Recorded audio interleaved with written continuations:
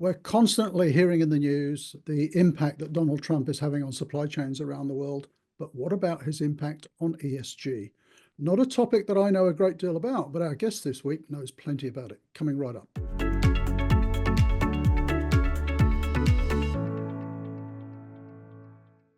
So, Tom Raftery, sustainability and tech evangelist. Is that the right sort of description of you? That's a good one.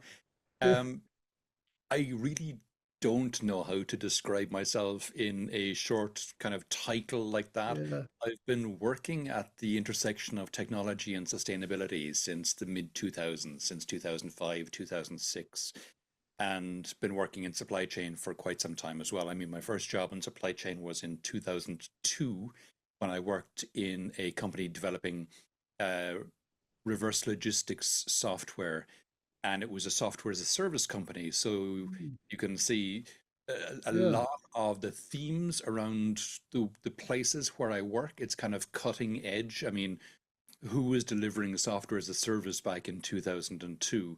Well, the Yeah. answer is we were, and it was Yeah. reverse logistics software. So, Yeah. yeah, it's I guess, yeah, sustainability and technology evangelist, and that's where I've always worked, as I said, at that kind of intersection of Yeah. the two topics. So we were catching up the other week, and you were talking a little bit about Donald Trump's impact on ESG. That's something I hadn't even thought about. Maybe you give us a sort of a quick summary of your thoughts on that. Sure, and it's one really that remains to be seen what's going to happen.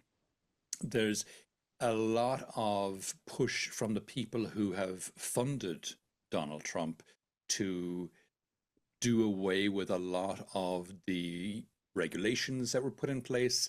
Obviously, the Republican Party, anyway, is the party of, as they like to call it, small government. So they like to do away with regulations. Some regulations they like to do with regulation. They'd like to do away with regulations on business, whereas they like to put in place regulations on women's bodies. But that's a whole other Mm. a whole other topic for conversation. Um, the impact on ESG, as I say, remains to be seen, but a lot of the legislation around that has been stripped out or is in the process of uh, grants that were being given to companies that were doing things in the space. For example, Mm. a lot of those grants are being rescinded. Now, you have to differentiate in the United States between the federal government and the state governments. And here is where it gets a little more complicated because while a lot of the federal agencies and a lot of the federal regulations are being torn down, a lot of the state governments are stepping up. And it's even more complicated in that a lot of the grants that were given out during the Biden administration for things in the ESG space, a lot of those typically went to red states, ironically. And so you're starting to see pushback now from the people in those states when they're seeing companies that were in receipt of grants suddenly having those grants taken away, and in some cases, companies having to shutter. And so it is a very, very complex situation. We're starting to see, even before the election of uh, or the inauguration, I should say, of Donald Trump, we were starting to see some companies roll back on their commitments to ESG. But Mm. again, this is very much a US centric phenomenon. The issue of companies not wanting to stick their head above the parapet and be seen as in favor of ESG, many of them might have changed the wording rather than what they were actually doing. Okay. And in some cases, Target, for example, famously decided to tear up its DEI initiatives. Mm. And suddenly the foot traffic into Target stores has collapsed. whereas Costco, who have embraced DEI, have seen a big increase in the number of people gracing their stores. So it is a very, very complex and fluid situation. And it is, as I said, also very US centric. We're Yeah. starting, I'm based in Spain, based in Mm. Europe, and the regulations here are increasing.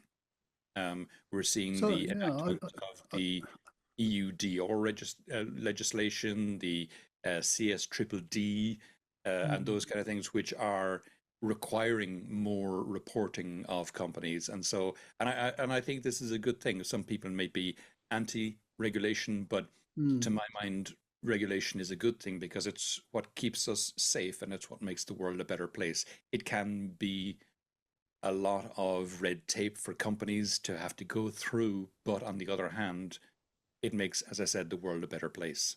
mm. So for the average supply chain manager who might be watching this, they might say, well, that's all very interesting, Tom. And as you say, it's very US centric. What does it mean for me? What changes might we see in our supply chains around the world? It would depend on where you're based. If you're a supply chain manager based in the US, selling only within the US, then it might mean you have less regulations to deal with. And I say might. Mm, Again, some of these regulations in the US are state specific. If you're selling into California, California has ESG regulations which are unlikely to go away.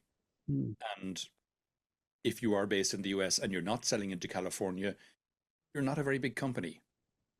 You might not mm, even have a supply chain manager because mm.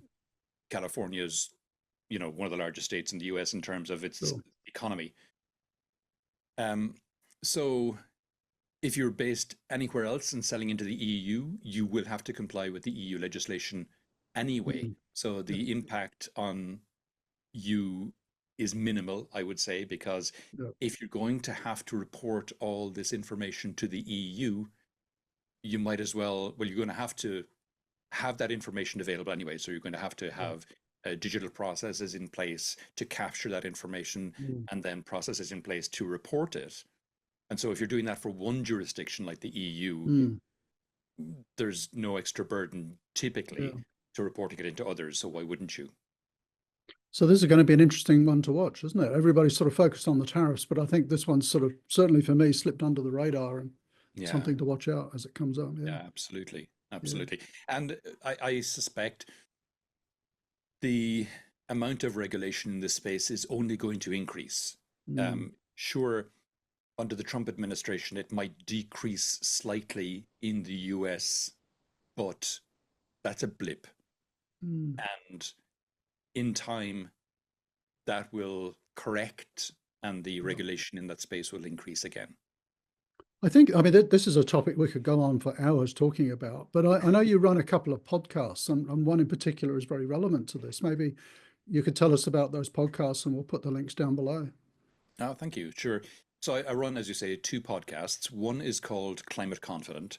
Mm, And the Climate Confident podcast is one where I try and highlight good news stories from the climate mm, space. And that's because there are a lot of news items about climate, but they tend to be highlighting a lot of the bad news in the climate space, mm. storms, Yeah. droughts, wildfires, etc. And we're all familiar with those. But there's a lot of good work happening in the space as well. There's a lot of companies who are doing really interesting things in the space. So I Mm, try and highlight those stories to try and educate people on what's happening in the space and maybe give them ideas for things they could do themselves. mm.